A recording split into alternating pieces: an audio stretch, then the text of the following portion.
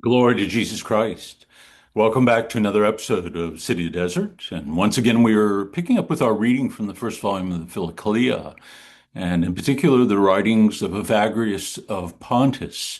And we are reading from his text on watchfulness of heart, of guarding the heart. And so today we are on page 53, and we are reading saying number 4. Evagrius writes, once I visited St Makarios at noon, and burning with intense thirst, I asked for a little drink of water. But he said, be satisfied with the shade, for at this moment there are many travelers who lack even that. Then, as I was telling him of my difficulties in practicing self-restraint, he said, take heart, my son, for during the whole of 20 years, I myself have never had my fill of bread, water, or sleep, but I have carefully measured my bread and water and snatched some sleep by leaning a little against the wall.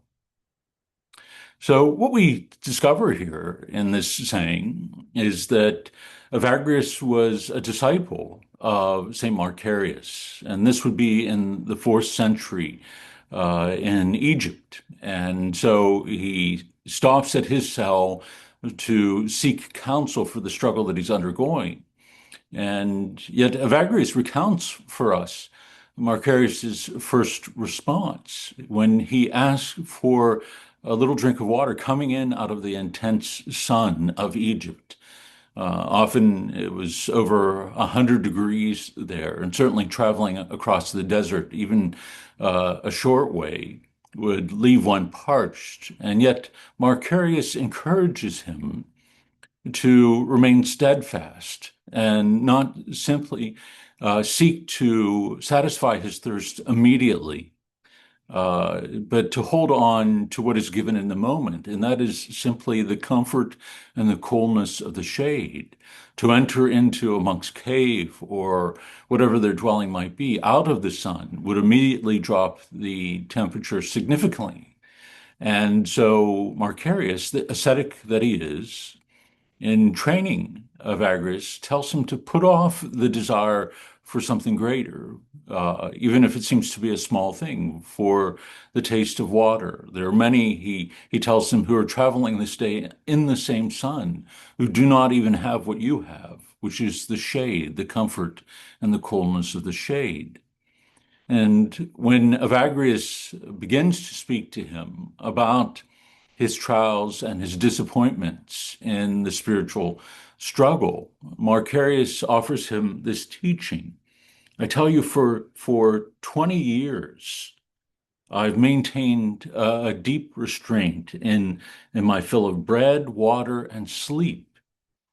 So Evagrius puts himself forward as an example for his disciple, for his spiritual son. It has not been for a short time, but for 2 decades, that he's maintained a discipline that has now then taken root, limiting his ration of bread and water to only what is absolutely needed throughout the course of the day. And so maintaining a rigorous fast, certainly, uh, and fasting every day, but on a little bit of bread and water. And he also adds to this sleep, that it is an appetite like any of the other bodily appetites, and will often seek to be satiated in the middle of the day, or especially at a time such as this, noon, the heat of the day. And also when the experience of the fast and the weight of the fasting of the day begins to weigh heavy upon an individual, they begin to feel sleepy. And this can be a dangerous time of spiritual attack, that one can be led into despondency or listlessness in one's spiritual discipline, begin to question the fruit of it, and so let off of it altogether, or open oneself up then to temptations that would come. And so Macarius tells him, for 20 years, I've even limited my intake of sleep, if you will. that I would lean up against a wall at night to snatch a little bit of that time back for myself, so that I would not give myself a perfect rest, allow myself to immediately fall asleep by lying down, but rather prop myself against the wall in order that I could continue and maintain my prayer, linger in that prayer as long as the Spirit would determine throughout the course of the night, that he would seek to keep vigils, in other words. And so Macarius encourages Evagrius in his struggle, but also in his disappointment with himself, that he would not give up on the struggle, that he would understand that it often takes decades to see the full and real fruit of one's spiritual disciplines. So now to remain steadfast in that, fast from bread and water and other foods in order to deepen one's prayer and allow that prayer to linger into the night when all grows still, when the mind and the body has been deeply humbled from the day's spiritual labors, and that one is lifted up and drawn forward by the Spirit of God himself.